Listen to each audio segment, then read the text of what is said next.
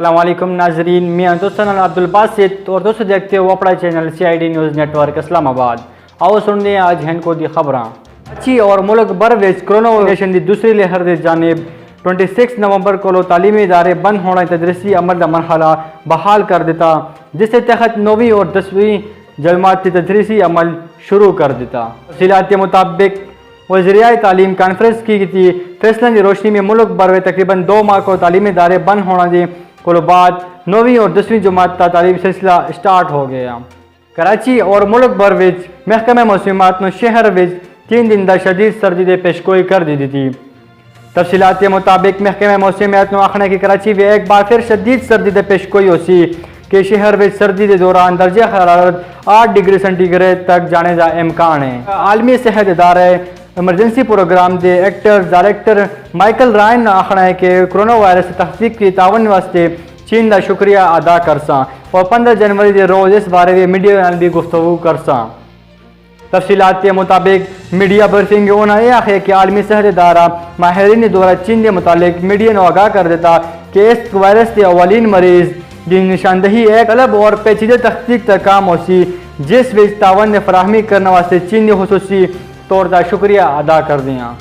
خیبر پختونخوا مانسہرہ کا دورہ ناجائز تجاوزات کے خلاف MNGS روڈ تا جاری آپریشن کا معائنہ کر دیتا، عوام کو جانی و مالی تحفظ کا فراہم کرنا دا جرائم کا ختم کرنا اور امن امان کا قائم کرنا خیبر پختونخوا تا پولیس تا اولین ترجیح ہو سی۔ پنجاب میں چیف سیکرٹری اور IG پولیس سے تبدیلی کرنے کی تیاری کر دی تھی۔